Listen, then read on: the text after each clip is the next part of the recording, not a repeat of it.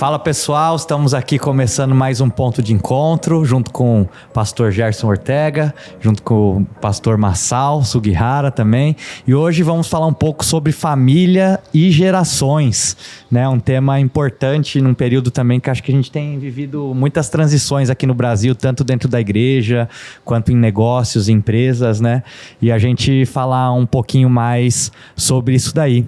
Queria começar então aqui hoje perguntando um pouco de como que tem sido a história familiar de vocês, ministerial, ao longo dessa vida cristã, dentro da igreja e tudo mais. Pode começar então você, pastor Como Gerson. que está hoje? Porque a história é longa, pode falar um pouco da história. Cada um vai.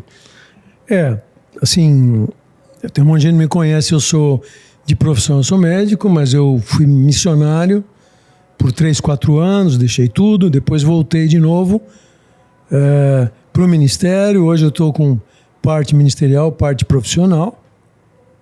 Por que eu estou dizendo isso? Que nossos filhos acompanharam a gente em tudo isso sempre. Quando eles tinham 3, 4 e meio, 6 anos de idade, nós fomos para missões. Então, ali, no fim, eu achei um excelente tempo, porque aqui eu era mais conhecido, então o telefone tocava mais, não era celular, mas tocava. E lá, eu era mais um irmão lá. Então era maravilhoso para mim, porque lá eu posso dizer, sem exagerar, Massal, que eu fazia cultinho antes de dormir todas as noites. Foi meu grande privilégio. Estávamos lá, no missionário, estávamos num povo diferente, costumes diferentes, nem todo mundo te convidava para ir em casa, como é aqui no Brasil, blá. E isso foi para mim muito especial, eles dizem isso até hoje. Eu contava tanto historinha bíblica como inventava história de capítulo, que o dia seguinte continuava, eu ficava todo mundo esperando para continuar. E isso trouxe para mim, com os meus filhos, uma proximidade grande. Eles dizem isso hoje também, que esse tempo, mesmo dormindo lá, a gente fazia as campanhas na época do Catch the Fire. Então eu ia para um monte de conferência lá nas costas, né? E eles ficavam dormindo lá nos colchõezinhos ou desenhando. Mas hoje, filhos meus vêm e falam: pai, eu lembro aquelas noites lá que caía todo mundo no chão, ficava todo mundo com a mão para cima e todo mundo rindo, todo mundo cantando junto. Aquilo lá me marcou demais. Eu nem imaginava que eles estavam prestando atenção nisso, eu achava que estavam dormindo. Então isso foi uma parte, claro, depois crescemos, temos até algo semelhante com a família de vocês, tivemos uma banda também da família, que foi algo muito importante para alcançar os jovens da época. E depois cada um cresceu, que eu estou resumindo, senão vai longe. E o Rafa hoje foi ordenado pastor pela Relevância, está lá em Curitiba, como um dos pastores lá do ministério. O Mateus, ele não é assim ordenadamente pastor, mas ele é um cara que trabalha com relações internacionais, então ele viaja muito. E nos lugares onde ele vai, ele encontra com irmãos e encontra com a igreja do Senhor em vários lugares. Ele fez um documentário recente sobre o Nepal, o trabalho lá do Silvio, da Meninas do Óleo de Deus. Então ele está ligado também no Evangelho, ele escreveu Economia do Reino.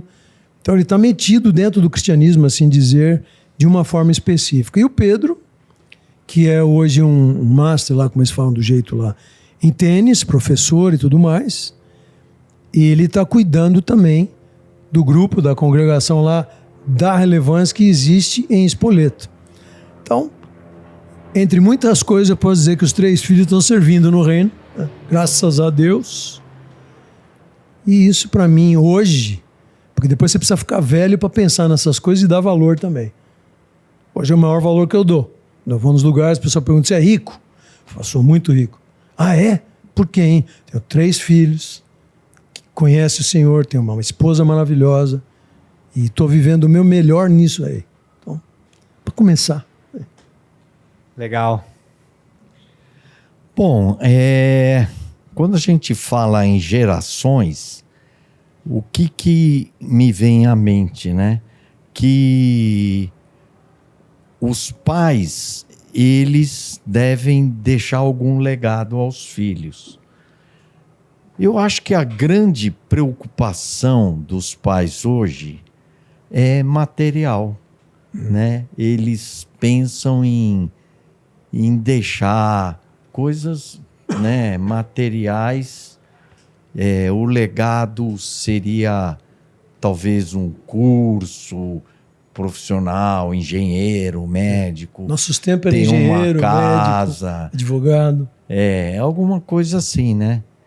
Mas nós que somos cristãos, talvez a coisa mais importante que a gente pode deixar de legado aos nossos filhos é a nossa experiência com Jesus, né? Porque eu acho que a visão hoje é muito materialista. Os pais acreditam que se ajudarem os filhos a ter uma boa profissão, terem uma casa, um carro bom, né? Que eles vão ser felizes. Quer dizer, é uma visão bem materialista, né? E eu já penso o seguinte,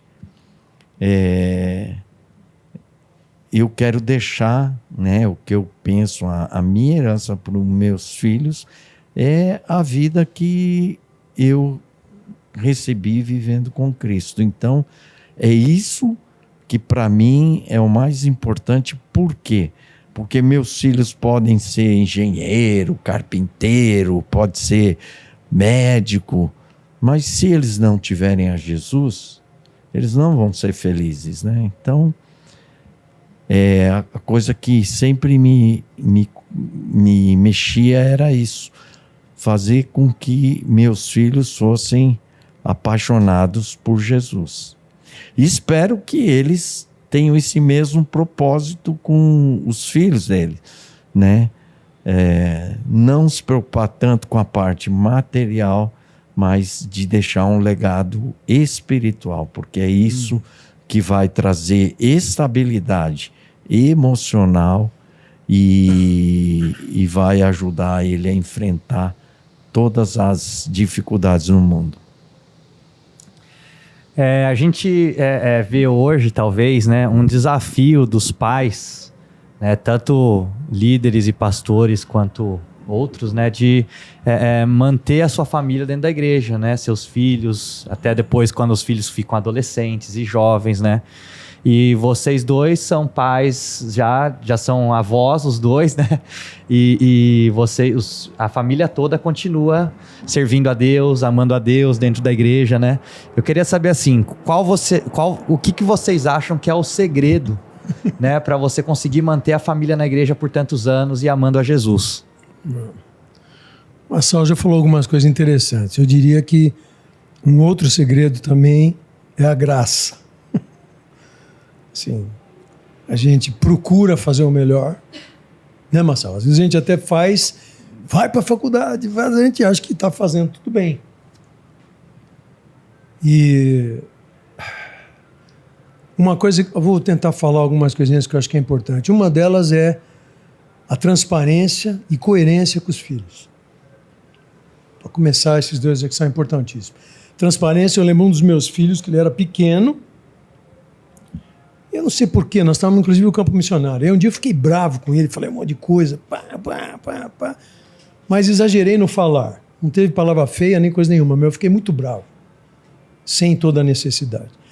Aí eu saí do quarto dele, não bati nada, mas falei. Aí eu fui embora para o meu quarto, aí eu senti o senhor dizendo, o que você fez?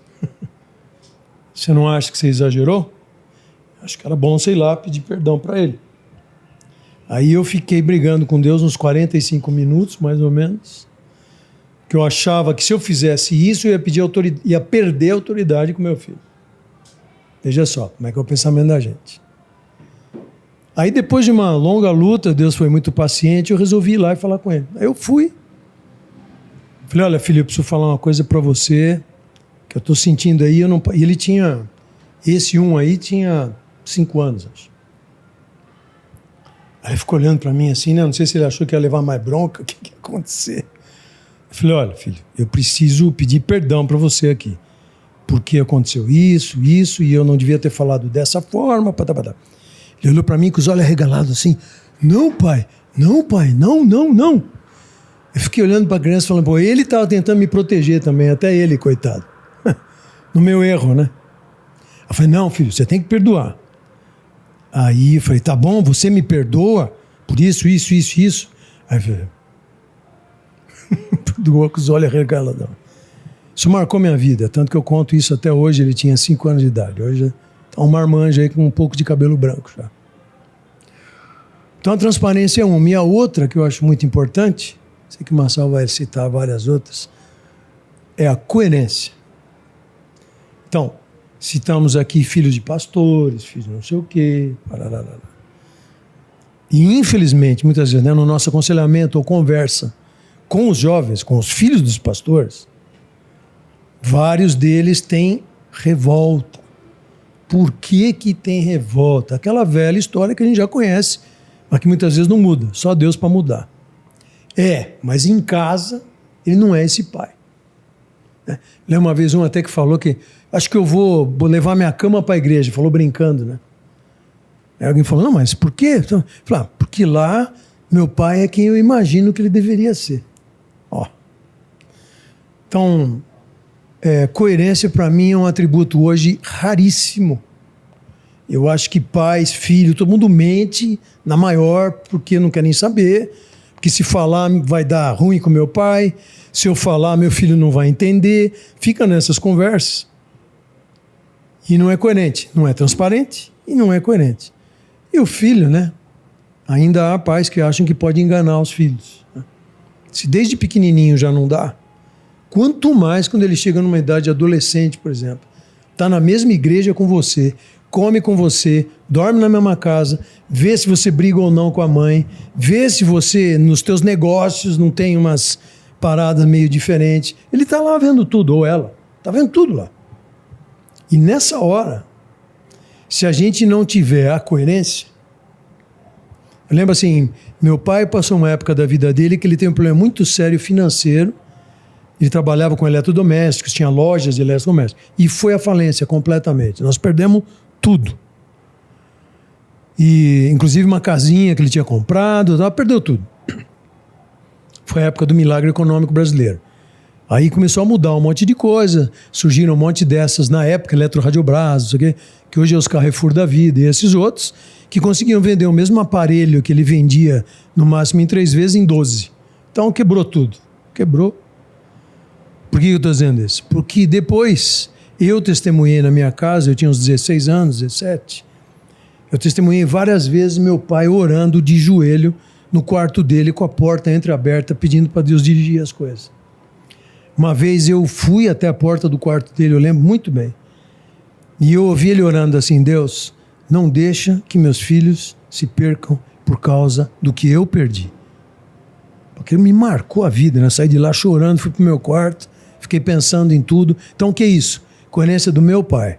Eu lembro uma manhã, nós temos um piano em casa que tem já 100 anos. Tem o piano da família toda, foi uma tia da minha mãe que mandou trazer pro Brasil, que era concertista e tal. Esse piano foi penhorado. Aí eu lembro uma manhã que meu pai chegou para mim e falou, filho, ora hoje, porque eu vou fazer tudo pra gente não perder o piano. Mas eu vou estar lá com o juiz, com todo mundo, por favor, orem por mim hoje. Então eu participei disso, hoje o piano está lá, graças a Deus, os netos tocam e a gente toca. E eu pensei, poxa, meu pai não teve vergonha. E, para completar, tudo que ele tinha, porque quando você vai à falência, o teu nome fica sujo, né? Tudo que ele tinha, em vez de passar para o nome dos outros, da gente até para outros, ele vendeu tudo para dar todo esse dinheiro para tentar diminuir a dívida. Isso para mim, na época, confesso, me deixou revoltado. Eu era adolescente. Falei, pô pai, como é que o senhor vende tudo? Nós vamos ficar na mão aqui, vamos ficar sem nada. Blá, blá. Hoje, eu bato palma pro meu pai, acho que ele foi super honesto onde ele podia. Alguns dirão hoje que ele foi bobo, né? Graças a Deus não, eu entendi que ele foi honesto. E essa honestidade para ele era tudo. Ele me ensinou, filho, na época dele ele falava assim, filho, aqui quando eu faço algumas coisas não precisa contrato, porque a minha palavra é o que vale. Se a sua palavra for o que vale, você vai ser abençoado em muita coisa e muita coisa vai dar certo para você também. Então, são 2 exemplos, né? Do pai atuando, da família, e eu atuando com meus filhotes também, né? Bom, eu queria ler um texto aqui de Deuteronômio 6, de 6 a 7. Diz assim: estas palavras que hoje te ordeno estarão no teu coração. Tu as inculcarás a teus filhos. Amém. E delas falarás assentado em tua casa e andando pelo Amém. Caminho, ao deitar-se e ao levantar-te. E vai daí para frente. Bom, eu sempre ouvi nesse texto as pessoas ensinando essas palavras no sentido de que é a palavra de Deus e que a gente tem que inculcar nos filhos a palavra de Deus.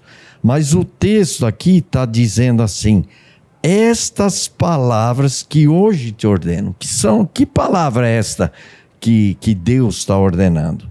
O versículo 5 diz: amarás, pois, o Senhor teu Deus de todo o teu coração, de toda a tua alma e de toda a tua força. Estas palavras que hoje te ordeno estarão no teu coração, e tu as inculcarás a teus filhos, assentado, andando, e etc. Então, o que os pais devem ensinar os filhos não é simplesmente ensinar a palavra, não, mas ensiná-los a amar a Deus de todo o coração, com todo o seu ser.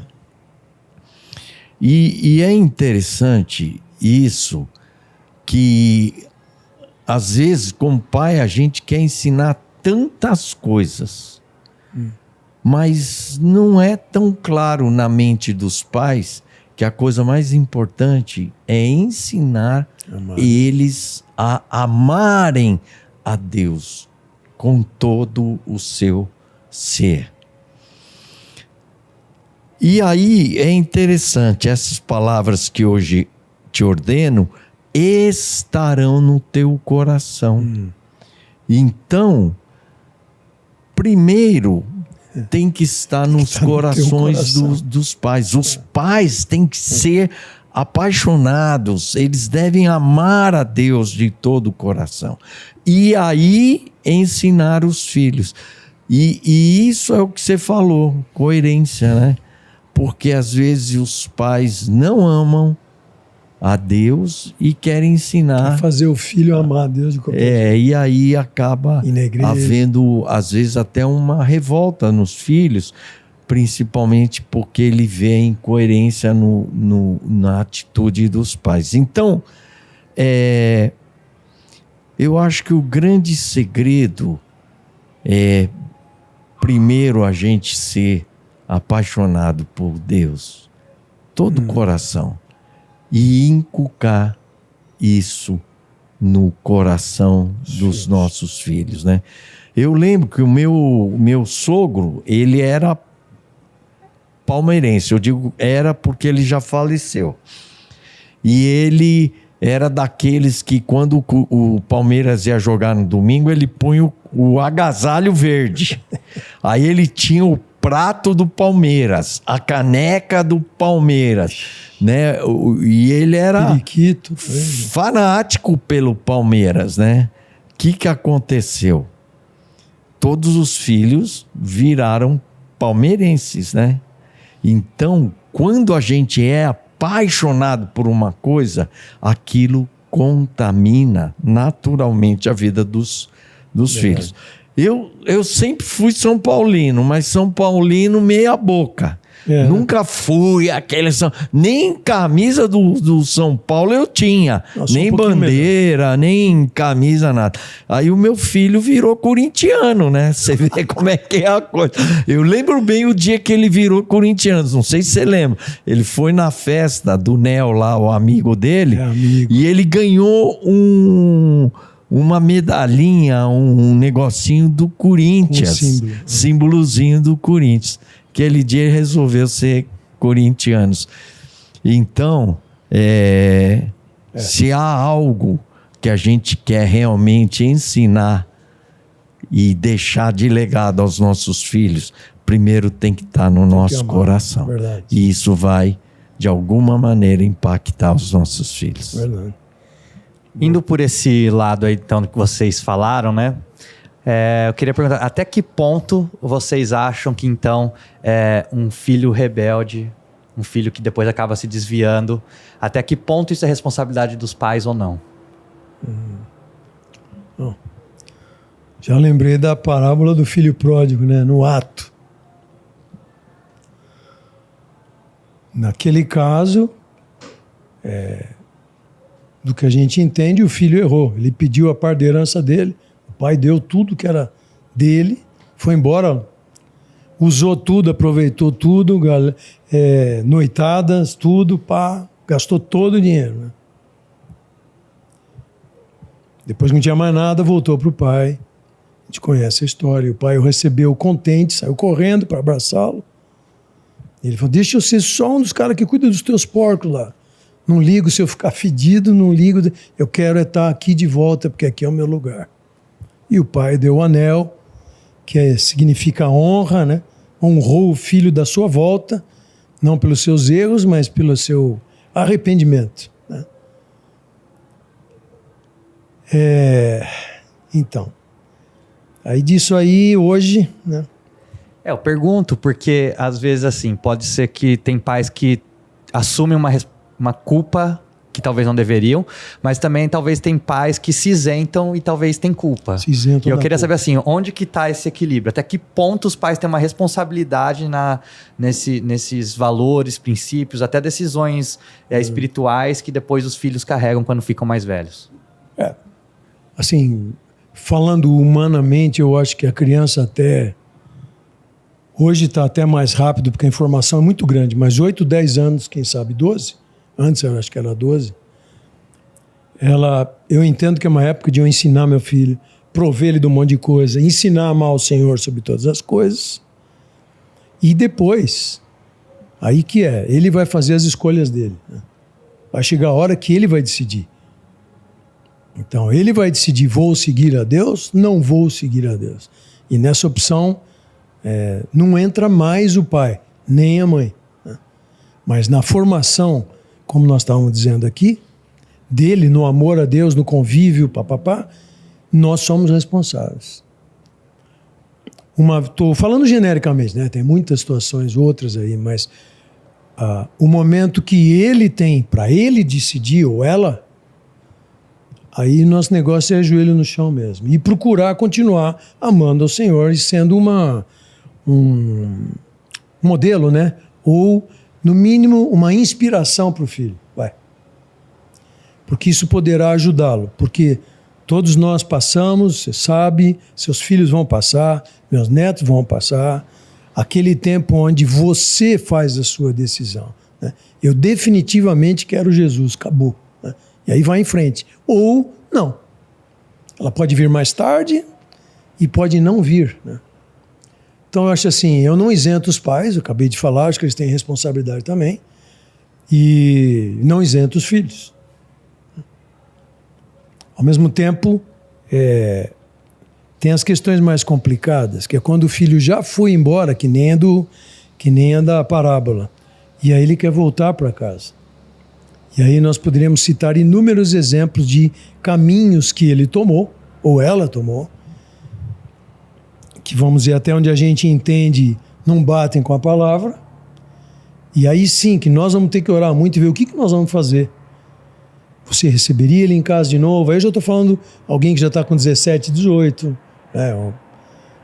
que entrou nas drogas e está querendo se recuperar, ou que teve opções sexuais diferentes. Aí sim, a gente precisa de outra graça especial de Deus para lidar com um filho assim. Né? Mas eu vejo dessa forma, né? Dinâmico. Os dois, o pai, a mãe e os filhos têm muito nisso, né? Na decisão. Uhum. Bom, eu acho que não existe um pai perfeito. Às vezes a gente quer mostrar que nós fomos isso e ajudamos os filhos. Eu estava assistindo esses dias a entrevista do DVD que eu gravei E tá lá o Tiago, a Carol, eu e a Regina conversando. E aquela entrevista eu achei tão interessante porque a gente foi abrindo o coração. Tanto o Tiago, a Carol, a minha esposa e eu. E uma coisa eu comecei a ver já desde aquela época, faz mais de 20 anos, né, que nós gravamos era um DVD, né? E ali eu dizia, e eles estavam com o quê? Com 17, 18 anos, né? Ainda eram adolescentes, né? E eu dizia assim que eu falhei muito como pai. Eu olho para trás, eu já ouvi muitas coisas que eu estudei, aprendi, eu não consegui pôr em prática. E eu falhei.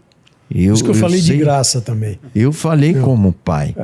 E pouco antes dessa gravação, o Tiago e a Carol, os dois começaram meio que...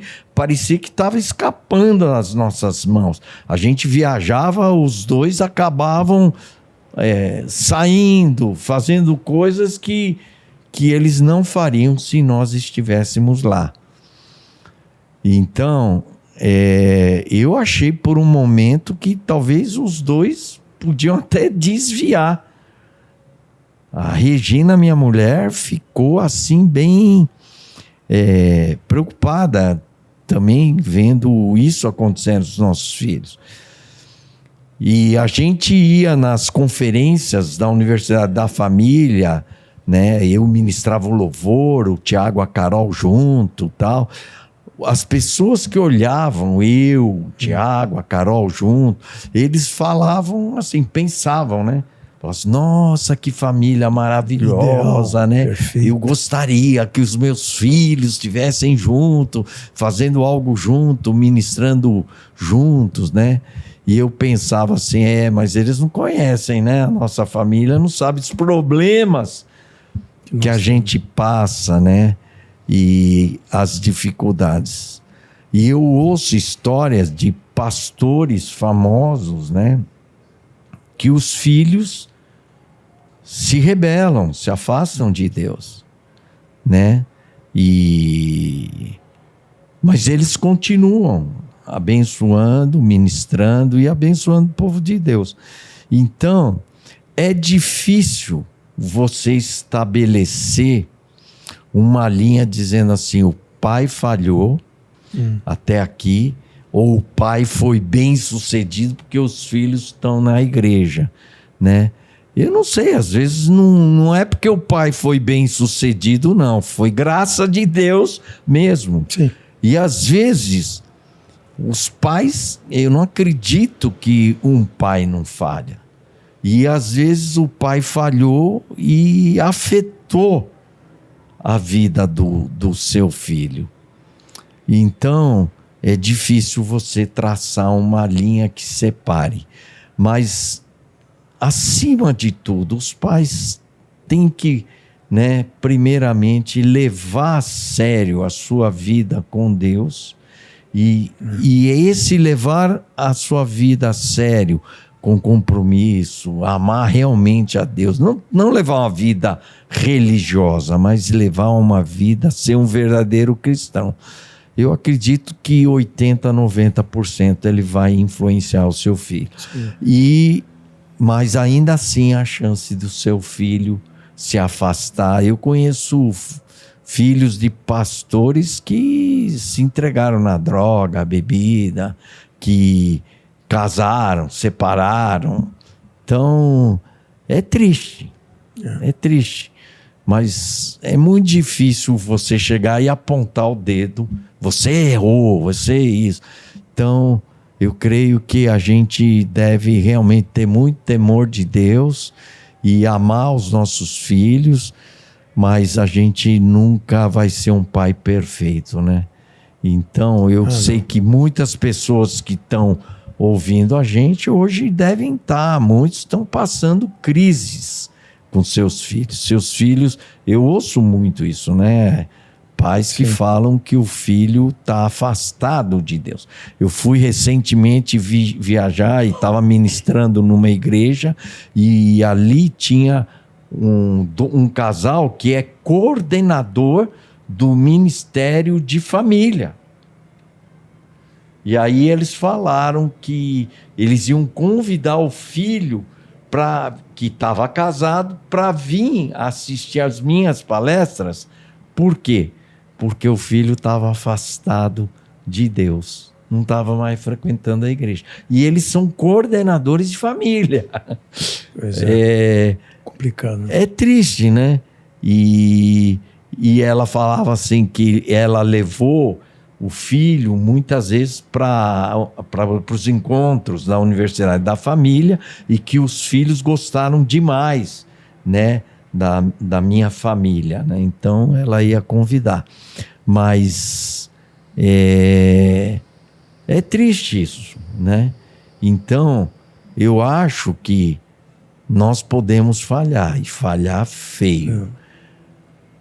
Eu acho que se meus filhos hoje estão aí, em parte eu acertei, mas muito mais eu vejo a graça de Deus do que eu vejo, o Massal foi bem sucedido, a Regina foi bem sucedida. Eu analisando friamente, eu pessoalmente, do que eu conheço, né, de educação de filhos, eu vou dizer, eu falhei muito, né? Então eu não vou... Jamais eu vou apontar o dedo para alguém que os filhos afastaram. Meus filhos estão firmes, mas eu considero Deus foi muito bom comigo, viu? Foi muita graça de Deus. Aleluia. Eu lembrei aqui, Tiago, que tem a ver com a pergunta. Porque, por exemplo, às vezes pais vão fazer essa pergunta. Ensina a criança no caminho em que deve andar. E até quando ela envelhecer, ela não se desviará dele. É uma promessa, claro, já falamos tudo aqui que nós precisamos fazer, mas tem famílias que vêm para a gente à mesa e falam, escuta, aonde eu errei? Está escrito lá, eu tenho essa promessa aqui, eu cuidei. Então, não é tão simples as respostas. Porque hoje eu vejo assim, mais do que na época de vocês, hoje parece que existe um endeusamento aí à criança, né? Então... hoje, por exemplo, os pais têm filhos, aí tem que ficar não sei quantos meses dentro de casa, e aí é rotina da criança, é horário para dormir, aí os pais param de trazer o filho para reunião, os pais param de participar, às vezes, de reuniões à noite da igreja, e aí, às vezes, começam a priorizar experiências para as crianças de viagens, de final de semana, do que priorizar experiências para os filhos na casa de Deus. Né? Então a gente vê hoje não existe mais aquele comprometimento de estar todo domingo na igreja, né? E depois é um negócio tão a longo prazo também, que aí depois o pai por anos fez isso, não priorizou estar com os filhos na igreja, não priorizou a igreja, depois no futuro os filhos às vezes não vão priorizar Deus e o pai vai ficar se perguntando, o que eu fiz de errado? Talvez como vocês falaram, talvez o próprio pai, a própria mãe não priorizaram a Deus, não priorizaram a igreja, né? Não que você não possa ter momentos de descanso, claro, momentos de lazer, mas que os filhos entendam que existe uma prioridade dentro de casa, né? Dentro do lar. Que existe uma preeminência dentro do lar, né? Que é Deus no centro, né? Eu lembro dos Moisésinhos, você lembra, Marcelo? Os Moisésinhos que põem o nenê dentro. Não, ia sair Moisésinho para todo mundo. Quem já andava, sentava no banco e vamos embora, né? Quero fazer só mais 2 perguntas aqui, para a gente não alongar demais. Mas uma assim, os pais que hoje estão nessa situação, onde os filhos estão afastados de Deus, ou os filhos estão vivendo uma vida contrária àquilo que a palavra de Deus nos fala, né? Qual que tem que ser a atitude de um pai em relação a esse filho? Vai você primeiro agora, Marcelo. Depois eu te completo, se tiver o que completar. Eu lembro bem de uma situação, meu cunhado, que recentemente faleceu, ele bebia muito e até se envolveu com drogas e vivia saindo para as noitadas, né? E a minha sogra conversou com um psicólogo, um terapeuta, e o cara falou uma coisa que ela me compartilhou, que aquilo me ensinou muito. O cara falou o seguinte: você tem que expressar ao seu filho que você não concorda com as coisas que ele está fazendo. Ele tem que entender isso. Mas, por outro lado, você tem que deixar claro que você ama. Eu amo. Então, o que a minha sogra tinha que fazer?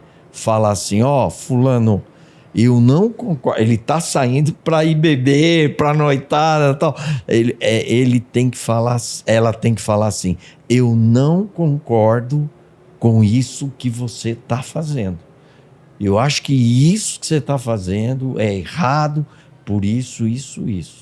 Mas eu quero que você saiba de uma coisa. Eu te amo e você é muito importante para mim. Eu quero que você saiba que tudo que eu tenho, de tudo que eu já ganhei na vida, a coisa mais importante que eu tenho é você.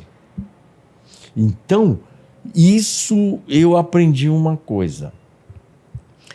Que nós, pais, podemos errar muito, mas a gente tem que fazer com que os nossos filhos saibam que a gente os ama incondicionalmente como Deus os ama. Não importa se eles estão certos ou se eles estão errados, mas nós vamos amá-los independente do comportamento, das coisas boas e erradas. Mas nós temos que deixar claro para eles que nós não concordamos com certas coisas que eles fazem. Então, eu diria isso, né? Filho está afastado, você deve e pode falar para ele que não concorda com certas coisas que ele está fazendo, mas tem que deixar claro, bem claro, que acima de tudo você ama. Então eu digo assim, a expressão que eu digo é: disciplina sem amor gera rebeldia. Então, quando você disciplina uma criança e ela não sente que você ama ela, isso gera rebeldia, sabia?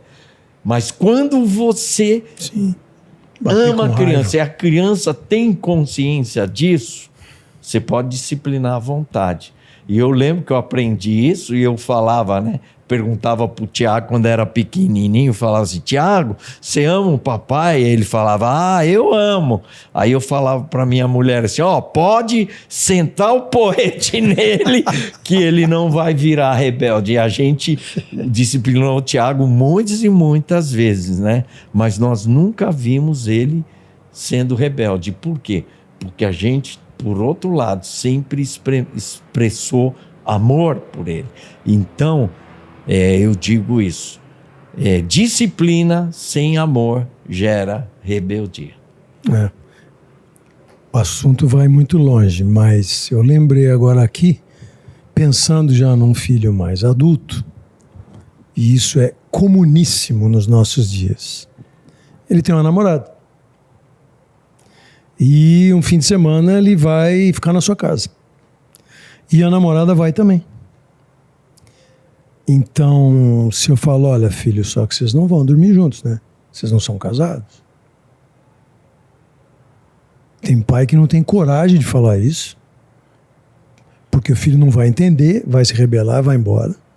Então você está dando a correção, mas na hora do amor, você vai ter que falar: olha, não dá, filho. Infelizmente eu não posso concordar com isso dentro da minha casa, onde você sempre morou. Mas eu te amo. Mas, ao mesmo tempo, você não vai poder ficar aqui dentro assim. Então, eu acho que isso a gente pode fazer em outras vezes, mas eu acho que são situações, assim, bem complicadas, né? Onde o amor, às vezes, ele tem que ser também inflexível, se é que eu posso dizer, né? Teve hora, Jesus estava lá, pecado de todo mundo nas costas dele. O que o pai teve que fazer? Virar o rosto para ele, que naquela hora não dava. Ele não podia salvá-lo daquela situação, só que ele estava levando sobre ele todas as coisas de todo mundo e o pai não podia aguentar aquilo. Então ele virou o rosto. E o filho morreu, para depois ressuscitar, né? Então, nos dias de hoje, eu acho essas questões muito difíceis, assim, complicadíssimas. Essa é a minha questão, até porque sei que muitos pais estão enfrentando isso, né? E chega um ponto onde você ou preserva pelo relacionamento ou você preserva pelo princípio.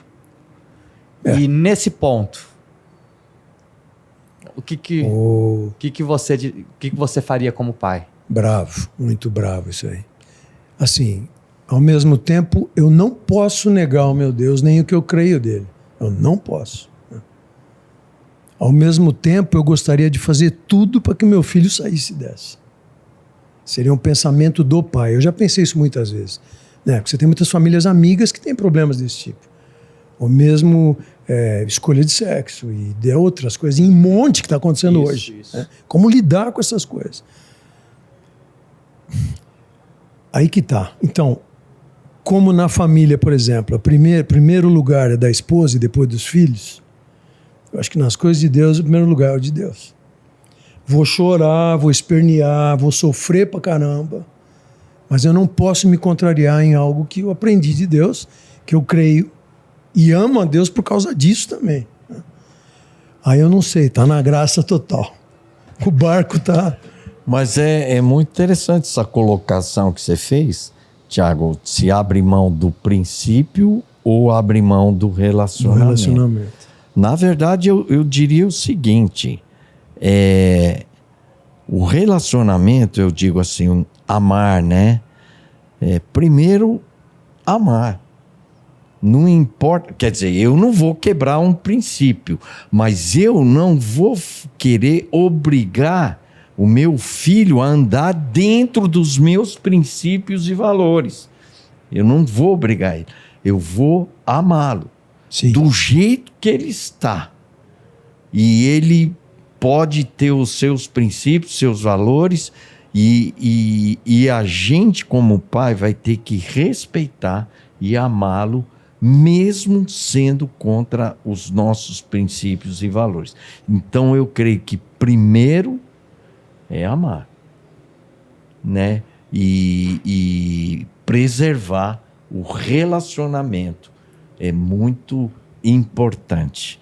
Então, os valores, eles são importantes, mas eu jamais vou poder impor na vida dos meus filhos. O que eu posso é ensiná-los e incentivá-los, mas impor, jamais. Eu não quis dizer impor, mas eu quis dizer que eu preciso ter a minha atitude. Não dá. Não dá. Eu amo ele profundamente, mas eu não concordo com essa situação. Que nós falamos antes já, que tem que falar.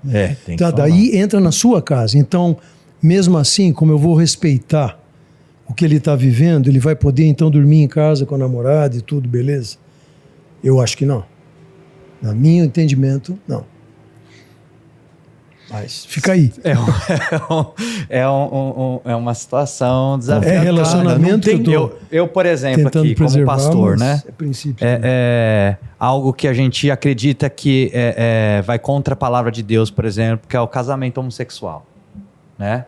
Se você tivesse um filho que estivesse nessa situação e ele fosse casar, então a questão é, você iria no casamento? Eu ia ter que orar primeiro, pensar muito. Eu já recebi essas perguntas atendendo pessoas aqui na igreja. Como o Massal disse, a gente também conhece o filho da gente. Então, nesse momento que está acontecendo isso, que ele vai para um casamento assim, eu preciso, se eu for um bom pai, eu preciso saber o que está acontecendo com ele.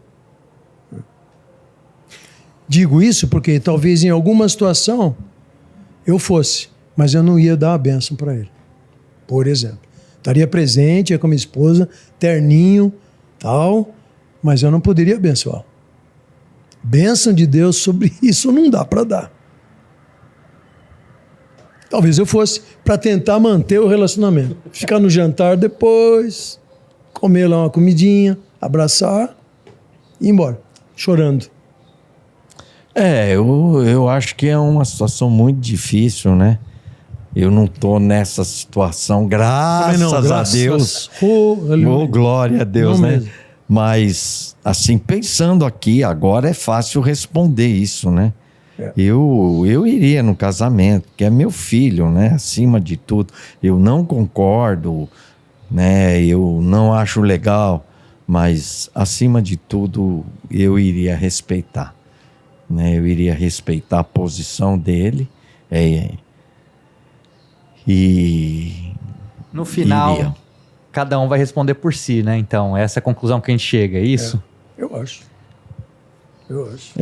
Então, é um grande A nossa desafio. relação com Deus também é individual Também e pessoal. individual, né? Sou eu com Deus, é você com Deus. Estou no meu quarto lá, é eu e Deus. Bom, então para a gente encerrar aqui, eu queria só perguntar então, até você agora vai gravar um DVD novo, depois de muitos anos. Álbum, chama um agora. álbum, né? Chama e álbum. vai chamar Gerações. E eu queria que vocês encerrassem aí falando um pouco sobre a importância, né, desse tema na vida de vocês, dentro da igreja, como é que vocês enxergam isso? No começo do papo eu até falei, né? Lugares que eu tenho ido, que o pessoal convida para ir ministrar, tudo, eu falo sobre diferentes temas, mas eu percebi que ultimamente sempre acaba caindo no geracional no final. Assim, uma igreja geracional, um povo geracional, né? Lembrando lá de Deuteronômio, de passar o amor de Deus para meus filhos, essa é minha obrigação, é minha responsabilidade. Obrigação parece forçado, né? Mas é minha responsabilidade. Se eu tenho de monte isso, eu quero passar para os outros também. Mas, e aí, pensando assim, um pouquinho apocalipticamente, eu acho que a igreja do Senhor Jesus Cristo, ela é baseada na família, certo? E é baseada nas gerações, claro. Se a igreja existe até hoje, está lá a genealogia das genealogias bíblicas que não deixam a gente mentir. Filho de tal, filho de tal, filho de tal, filho de tal. Está todo mundo lá. E isso é tão fundamental. Tanto que trouxeram a genealogia de Jesus também lá para a história. Poderia ficar complicado, mas Deus quis. Falou, não. Ele nasceu também de mulher. Então, de quem que ele veio? Então, eu acho que o aspecto geracional, a Bíblia sempre coloca isso com muita força. E é problema que nós temos, às vezes, no evangelismo para outros queridos que são de outras religiões, que não conseguem, por exemplo, entender um Deus Pai, um Deus Filho e um Deus Espírito Santo. Isso é uma família, né? Está caracterizado aí uma família. Então, geração para mim é fundamental. Eu tenho procurado fazer o que eu posso pelos meus próximos, pelos da igreja, né? Vira e mexe, a gente conversa com casais, com um rapaz, pastor, estou aí com uma menina assim, assado, o que o senhor acha? Eu acho que tudo isso é geracional e é fundamental. Ou, pastor, vem os dois chorando, meu filho, geracional, nós precisamos ajudar. Precisa trabalhar para que Deus dê graça para que as gerações não se cortem, não sejam obliteradas, não sejam impedidas de continuarem, né? Tudo aquilo que Deus tem. Bem. Bom, eu coloquei, é engraçado, esse título de Gerações do álbum. Por quê? Eu tô com 72 anos de idade. O que eu vejo? Na nossa cultura, um cara com 72 anos de idade, dentro da nossa cultura, os mais novos olham pra gente como ultrapassado, já um cara que não sabe mexer em tecnologia, que tá para aposentar, que já chegou naquele ponto assim, você já fez tudo, agora passou o seu tempo, né?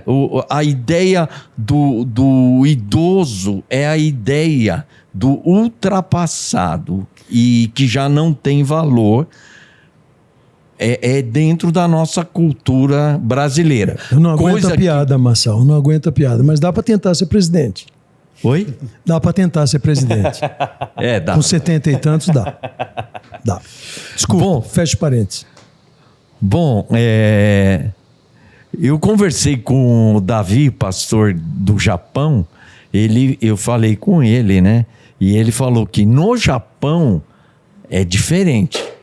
A cultura japonesa respeita muito os mais velhos e aprendem com a sabedoria, com a experiência dos mais velhos. Aqui Eu fico vendo as empresas, já quando o cara atinge 65 de idade, ele já tá cabeça dura, não tem mais a energia, não tem mais a coragem, é uma série de coisas. Tá na hora de aposentar, de tirar ele do cargo de presidente. Bom, enfim, eu comecei a achar, e eu penso assim, minha sensibilidade, que até meus filhos, a minha esposa já acham assim, né? O Massal já tá velho, já tá tempo de parar, ficar mais quieto, né, Massal? Agora não vai ficar por aí fazendo tal. Agora vamos acalmar, vamos parar um pouco, né? E aí, sabe o que aconteceu? Um fato interessante. Eu sempre trabalhei na área de adoração. E aí, eu tinha umas músicas que eu fiz, né? Nesses últimos 5, 7, 8 anos. Eu fiz várias músicas aí no violão. E eu pensando cá comigo, né? Você vai ficando velho, seu estilo, suas músicas são ultrapassadas, né? Você vai vendo muitos ministros de louvor, com a idade, o estilo, as músicas já estão ultrapassadas. E eu me senti assim... eu vou tentar regravar as músicas antigas, né, com uma roupagem nova, porque eu não estava mais compondo músicas que eu achava que tinham valor. Até que minha esposa falou de um programa de IA que faz arranjos musicais. Aí eu peguei uma música e joguei lá para ver o que acontecia. Eu fiquei tão impressionado, falei, uau! Aí eu joguei uma, joguei outra. Bom, enfim, o resultado. Nesse álbum, eu estou colocando 8 músicas minhas. E os arranjos ficaram assim tão bom que eu senti, na verdade, Deus falando para mim assim, Massal, teu tempo não acabou ainda. Você tem muito para contribuir, não só na área de louvor, mas em várias áreas que eu tenho preparado você. Né? Eu tenho repensado muito igreja e vida cristã. E eu tenho tido assim, tanta revelação sobre isso, que eu creio que Deus está abrindo a porta para eu gravar esse CD, não só por causa da adoração, mas por causa de muitas e muitas coisas que Deus tem depositado na minha vida esses anos todos. Então, eu coloquei esse tema gerações porque eu senti um peso, que eu tenho um legado, eu tenho algo para deixar nessa geração e, olha, apontando para as próximas gerações.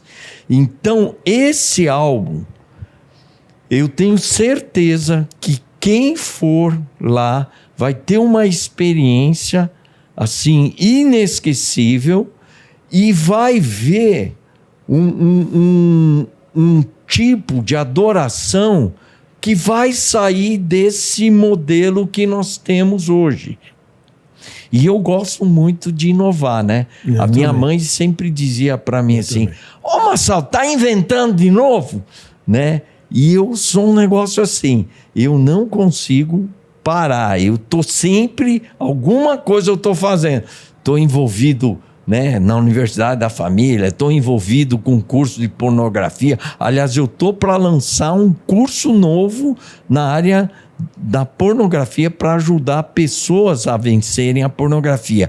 Estou envolvido com o Ministério Tela, que é um grupo de homens de negócio. Eu estou desenvolvendo uma visão para ajudar o Tela a desenvolver em ministério dentro das igrejas de homens de negócio, homens e mulheres negócio do reino. Então, eu estou produzindo tantas coisas e Deus me falou, esse momento, esse álbum que você vai gravar, não tem a ver só com o álbum em si, mas tem a ver com um legado que Deus tem depositado na minha vida e que eu vou contribuir com essa geração, deixando um legado. Não só na área de adoração, mas também na área de visão de igreja, visão de vida cristã. Então, eu estou juntando 3 gerações diferentes, né? E cada geração, então, tem o seu legado. E eu sinto esse peso de deixar um legado. Bom. Amém. Isso aí então, pessoal. Estamos aqui encerrando mais um ponto de encontro. Espero que tenha sido bênção para você. Em breve teremos mais. Deus te abençoe. Estamos juntos.